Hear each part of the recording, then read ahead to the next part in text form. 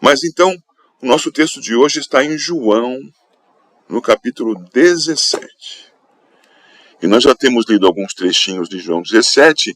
Hoje eu lerei do versículo 1 até o 8, porque até o 5 nós já estudamos, você vai se recordar pela leitura. E queremos estudar hoje os versos 6, 7 e 8, nós todos juntos. Então eu vou ler João 17, de 1 a 8. Tendo Jesus falado estas coisas, levantou os olhos ao céu e disse: Pai, é chegada a hora. Glorifica a teu Filho, para que o Filho te glorifique a ti. Assim como lhe conferiste autoridade sobre toda a carne, a fim de que ele conceda a vida eterna a todos os que lhe deste. E a vida eterna é esta: que te conheçam a ti, o único Deus verdadeiro, e a Jesus Cristo a quem enviaste. Eu te glorifiquei na terra, consumando a obra que me confiaste para fazer. E agora, glorifica-me, ó Pai, contigo mesmo, com a glória que eu tive junto de ti, antes que houvesse mundo.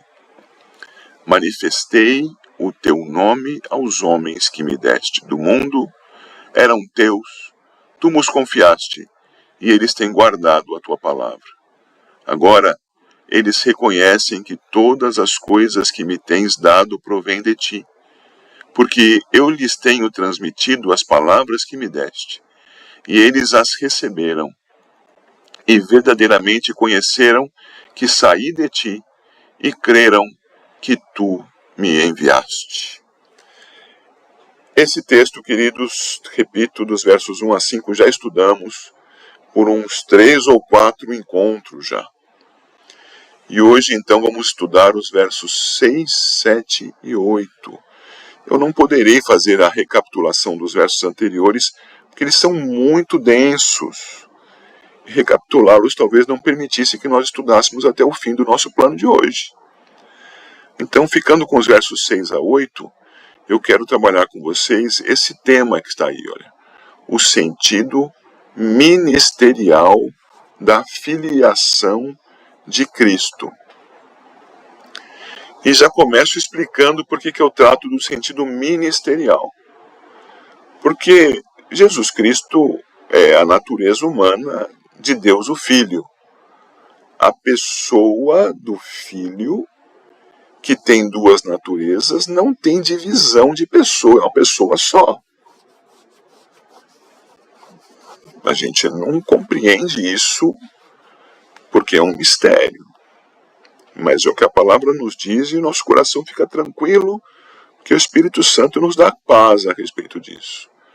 Não apenas adoramos o Deus uno e trino, como na pessoa do Filho temos uma pessoa só, com duas naturezas.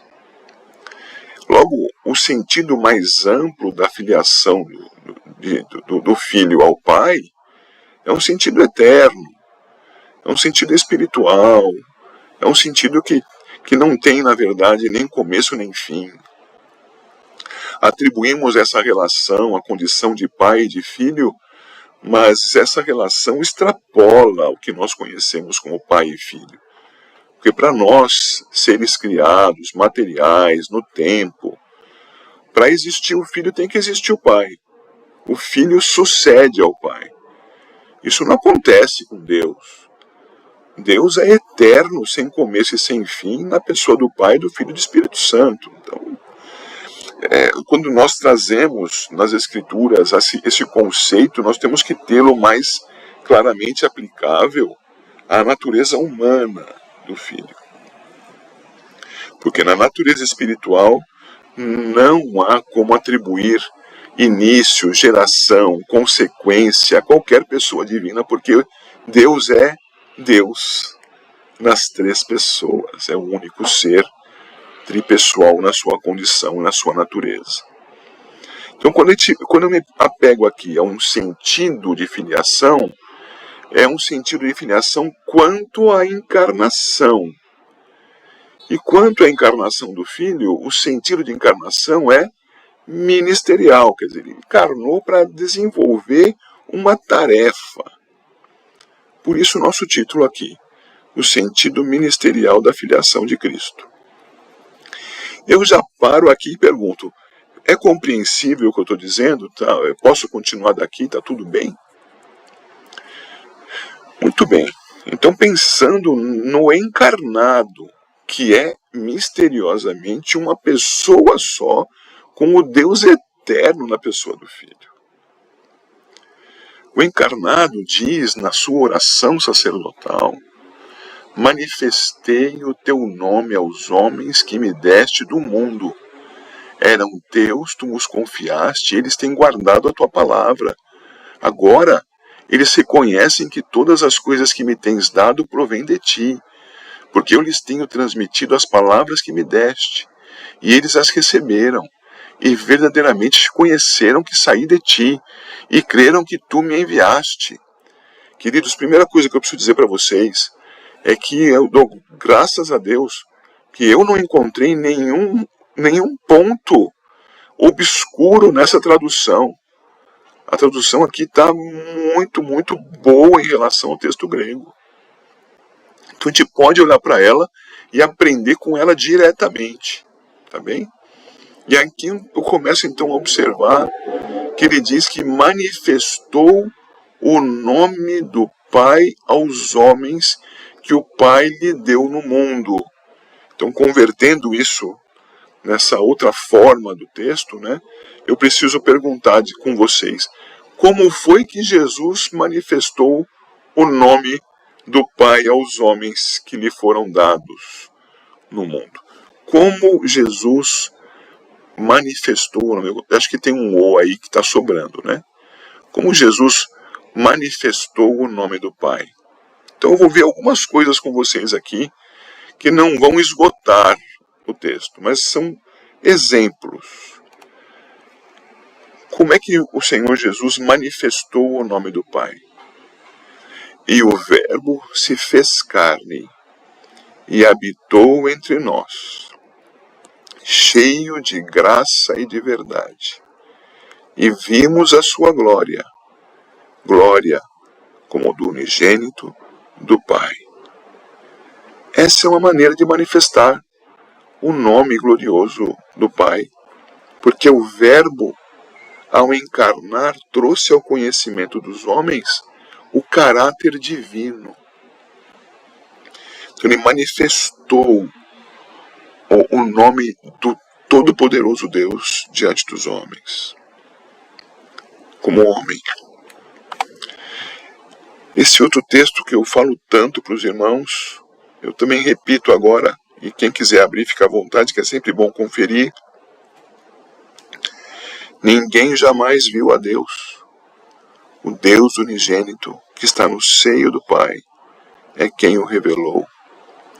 Quando nós pensamos nesse versículo 1,18 de João, nós temos que nos recordar do versículo 1 de João. Talvez você se recorde aí fácil. No princípio era o Verbo. O Verbo estava com Deus. E o Verbo era Deus. Para esse versículo nós temos observações exegéticas e tradução para fazer. Porque antes que houvesse qualquer outra coisa, quem existia e sempre existiu, existe e existirá, é Deus.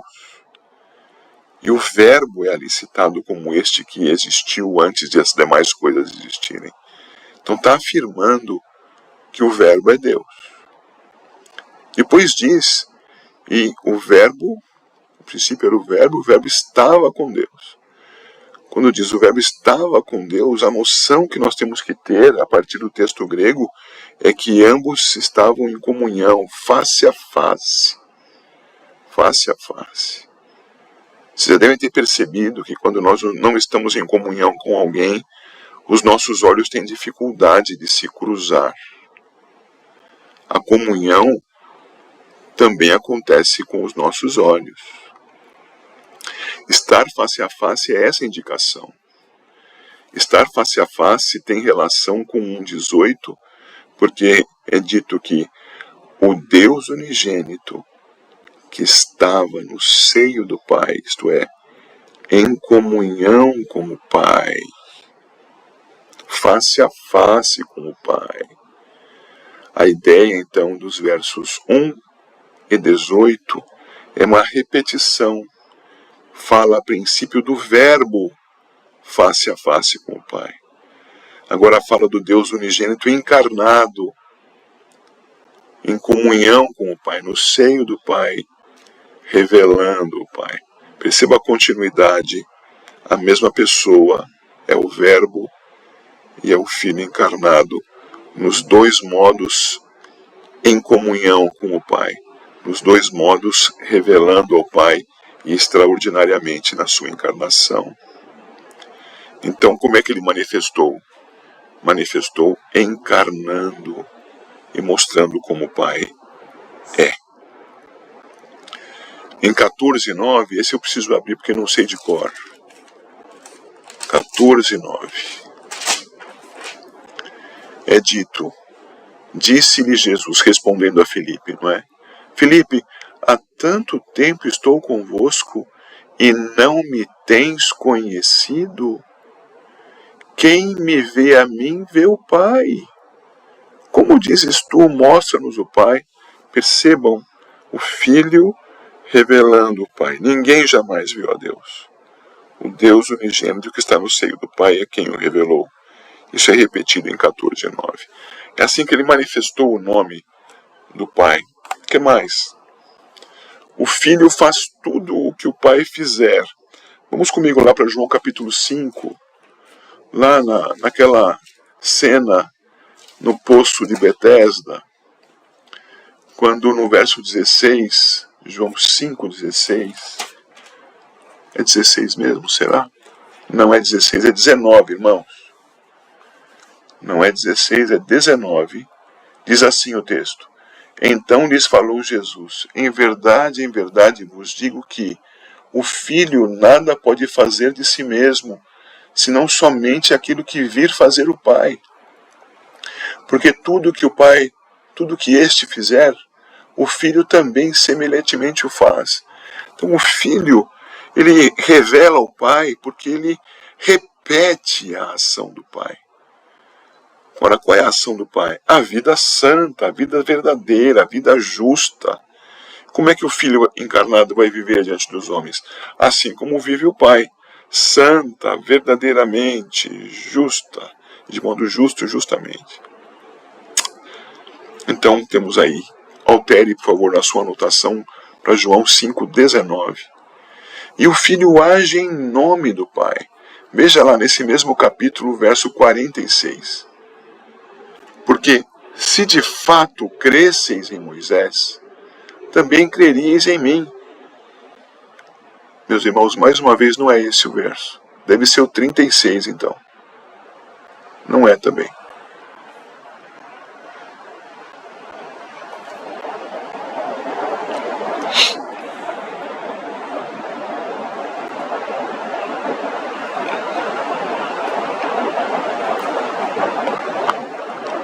É uma pena. O texto diante de mim, e eu anotei a referência errada 2 vezes. Perdoe-me, meus irmãos. Mas que o Filho age em nome do Pai, esse capítulo todo vai mostrar, você pode lê-lo depois. Eu não o farei agora por causa do tempo, tá bem? Eu prossigo. 37, pastor. 37? Poxa, seu Dinaro, obrigado, hein? O Pai que me enviou, esse mesmo é que tem dado testemunho de mim. Jamais tendes ouvido a sua voz, nem visto a sua forma. Creio que não seja esse, meu querido. Creio que não seja este. Também é um texto que vai dizer bem do Senhor agindo em nome do Pai. Né? É uma pena eu não ter feito a anotação correta, mas agora já aconteceu. Não é o 43, pastor? Quem que falou agora? Eu, Shirley. Oi, Shirley, vamos ver se é o 43. Eu vim em nome de meu Pai e não me recebeis. Se outro vier em seu próprio nome, certamente o recebereis. Tem um nome aí. Aproxima sim, minha cara, mas realmente não é o que eu tinha em mente, viu? Tá bom, a gente vai descobrir. Não é o que tinha. Um dia. Agora que eu lembrar as perguntas do grupo. E vocês também podem ficar Tem que rever, né? nesse trabalho conferindo o capítulo 5, tá bom? Tá bom. Muito, Obrigada. muito obrigado pelo esforço de todos aí. Deixa eu ver, tem alguém chegando aqui. Prossigamos. O próximo item aqui é o filho veio para ser levantado. Veja lá o capítulo 8, versos 28 e 29.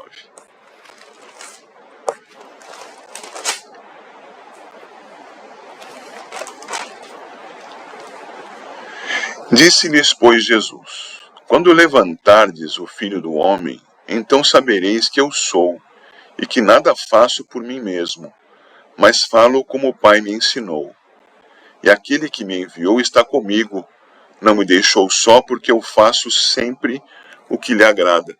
Muito bem, nós temos aí que o Filho vai se submeter à morte, ele prenuncia isso, e o fará por causa do Pai, para dar revelação ao Pai.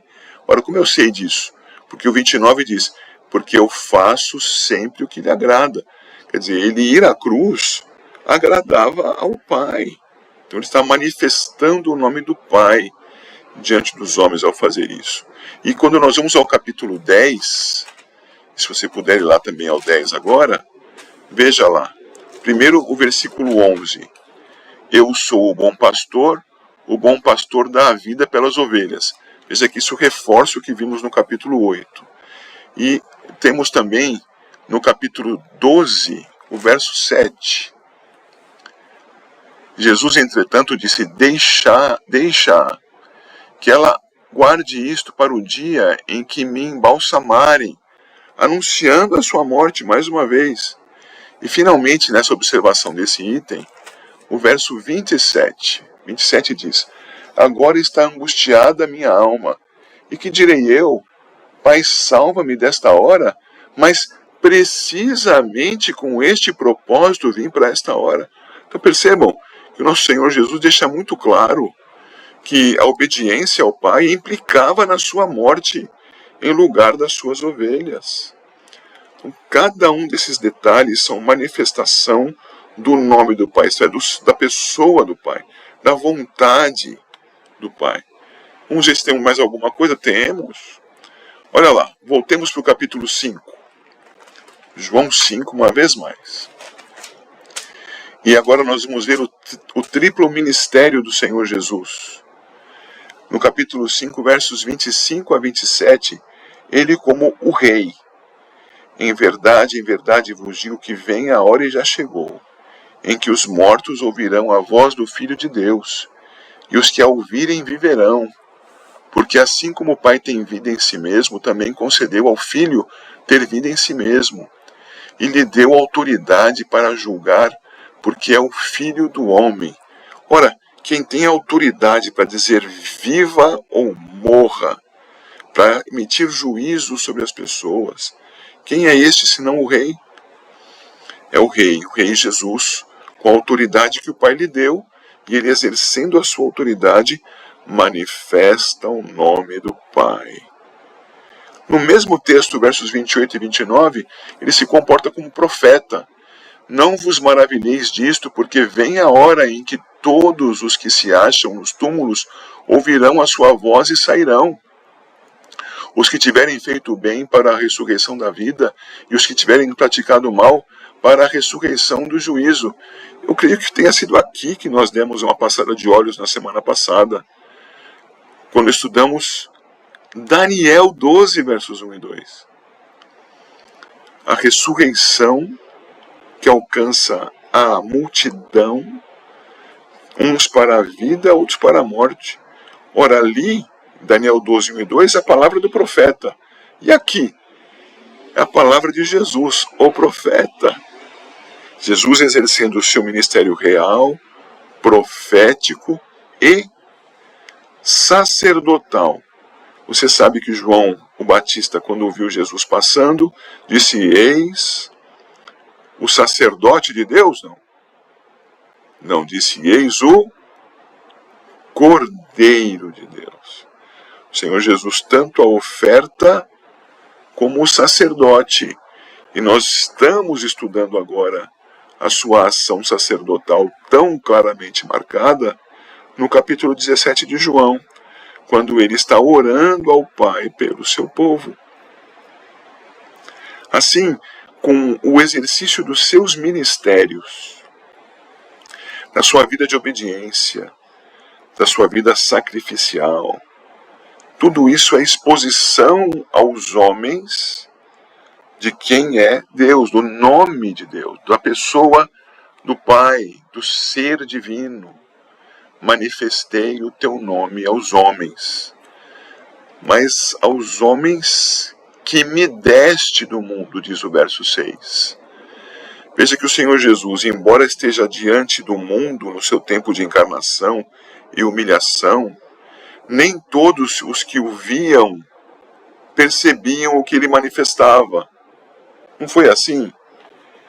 Quando os ímpios dentre os judeus, porque havia justos entre os judeus que creram em Jesus, não é? Mas dentre os ímpios entre os judeus, havia aqueles que ao ouvirem Jesus falar diziam que ele blasfemava. Logo, não identificavam que ele falava em nome de Deus, que ele manifestava o nome do Pai. Compreendem? Logo, a manifestação é mais do que a mera expressão de palavras. É atingir o seu resultado na vida do eleito para a vida. Então, quando ele diz, aos que me deste do mundo, ele está se referindo a isso.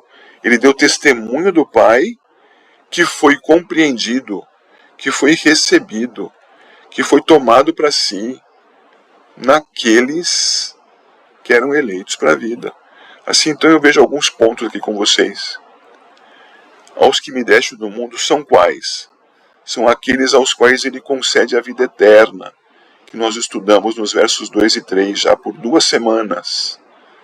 Assim como concedeste ao Filho autoridade sobre toda a carne, a fim de que ele conceda a vida eterna a todos os que lhe deste. Perceba que é o mesmo sentido.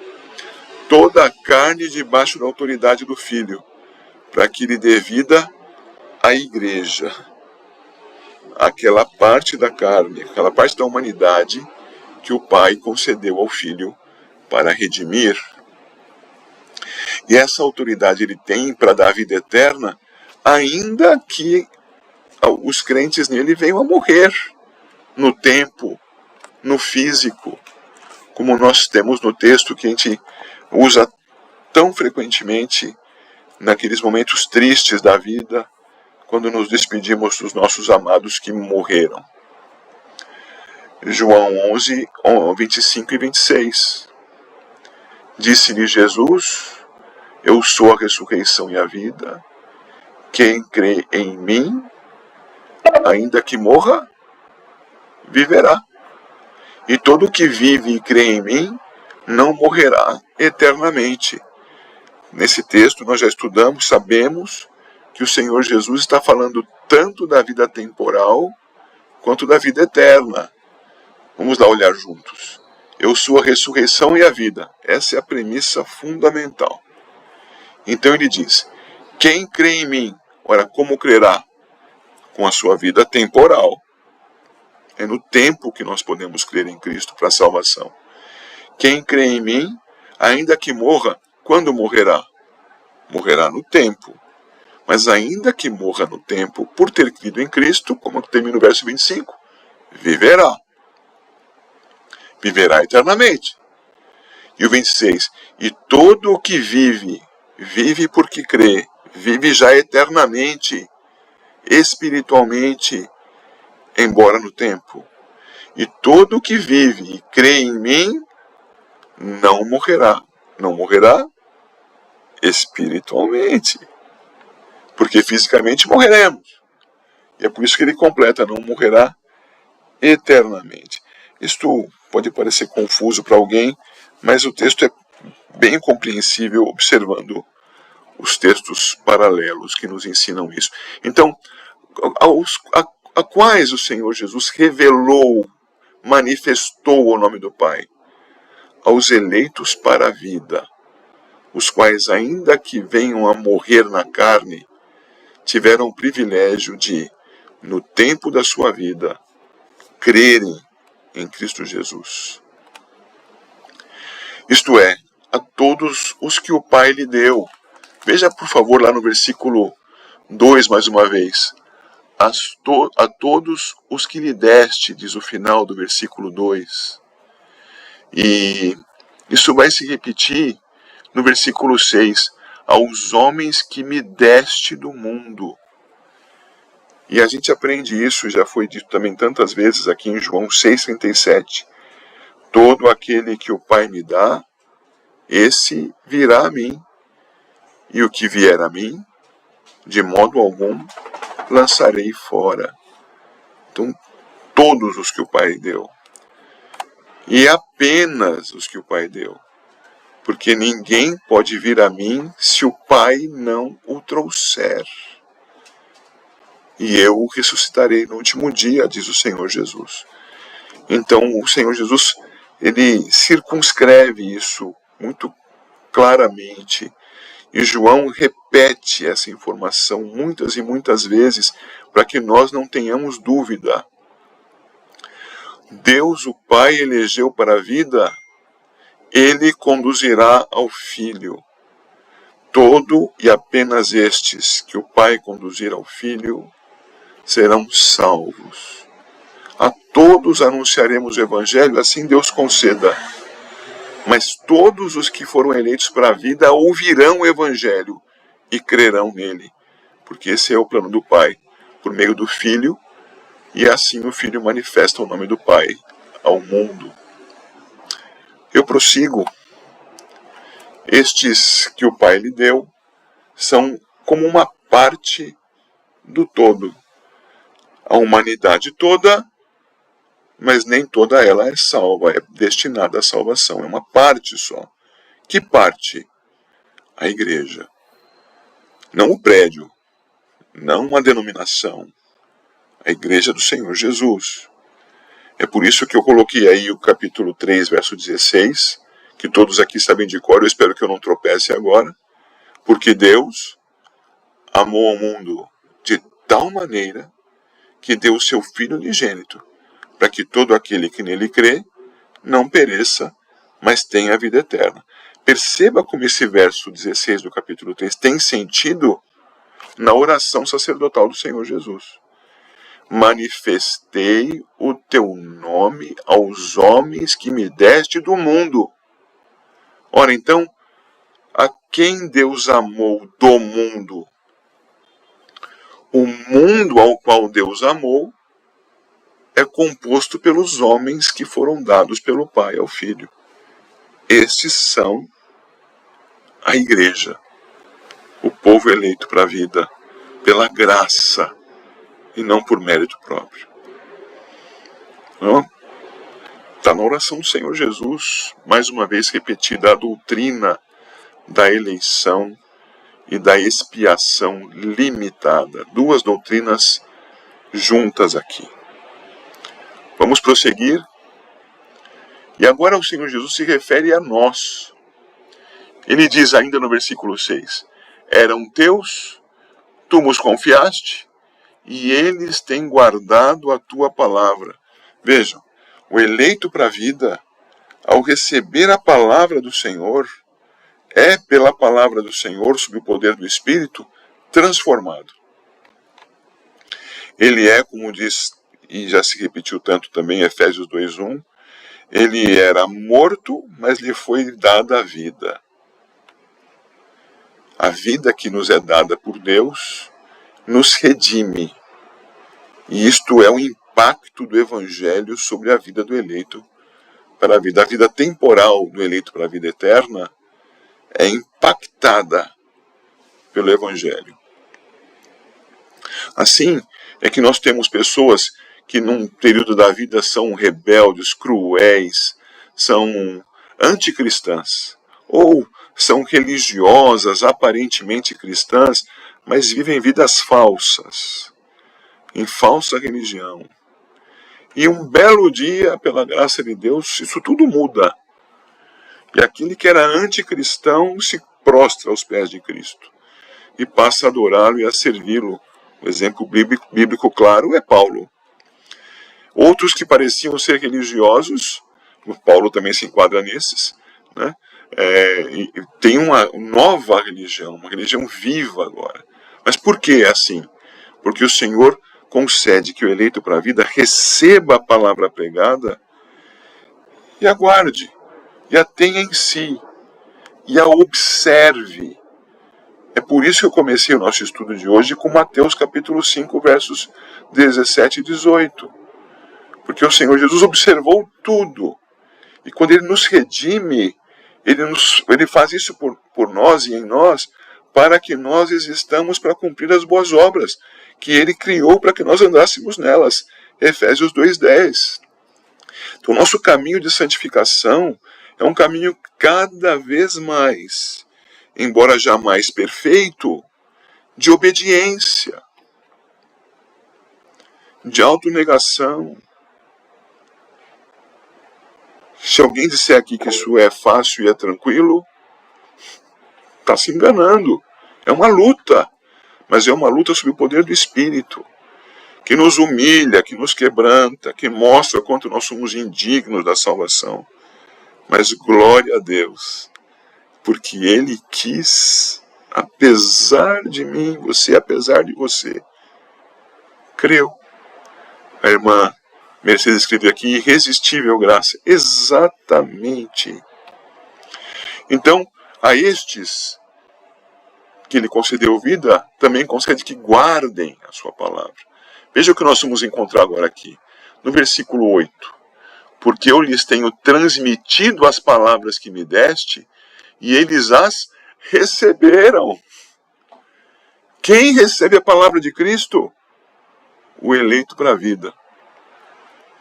Os demais são estrada dura, são terreno espinhoso ou pedregoso. Pode até parecer que tem alguma relação com a igreja, mas não vão desenvolver a semente, não vão gerar fruto com o tempo. Estes, os eleitos para a vida, recebem a palavra. Os eleitos para a vida, volto para o versículo 6 na sua parte final, guardam a palavra. Escondi a tua palavra no meu coração. Para quê? Para declamá-la? Não. Para não pecar contra ti. Tem misericórdia de mim, pecador. Deve ser a nossa oração diante da palavra. Obedecer a palavra. E conheceram o Evangelho. Isto é, quando conheceram a Cristo, conheceram o Evangelho. Queridos, tem igrejas que falam de tudo menos do Evangelho do Senhor Jesus. Hoje aqui, falando de outros assuntos, já falei o Evangelho para vocês. Mas tem igreja que fala de herói bíblico, fala de grandezas de Deus. Nós temos aí uma linha agora científica que fala do design inteligente. Oh, que maravilha, design inteligente. Deus criou tudo. Mas cadê o Redentor? De que vale saber do Deus Criador se não o crermos nele por meio de Cristo? Que isso seja um meio de expor o Evangelho. Porque se ficarmos somente dizendo que Deus é o Criador, poderemos morrer muçulmanos. E, portanto, perdidos. Poderemos morrer como judeus. E, portanto, perdidos. Porque se essas pessoas não crerem no mediador único e suficiente, que é Jesus Cristo, o que morreu na cruz em lugar do seu povo, e ressuscitou, está vivo e nos dá esperança de vida eterna, sem Cristo, é morte. Então nós conhecemos o Evangelho pela graça de Deus, que é o poder do encarnado que veio do Pai. O nosso Senhor Jesus veio do Pai. Veja o verso 7. Agora eles reconhecem que todas as coisas que me tens dado provêm de ti. Isto é, o poder de Jesus não era um poder próprio do homem. Era o poder que o Pai concedeu e se manifestava pela pessoa do Espírito. Que ele estava ungido pelo Espírito para manifestar aquele poder. Jesus Cristo, natureza humana, homem como nós, embora sem pecado, aleluia. Poder do Pai nele, poder que o Filho transmitiu, o conhecimento do Evangelho que o Filho transmitiu.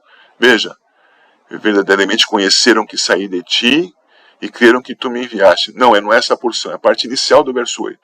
Porque eu lhes tenho transmitido as palavras que me deste. O Filho não veio se gloriar.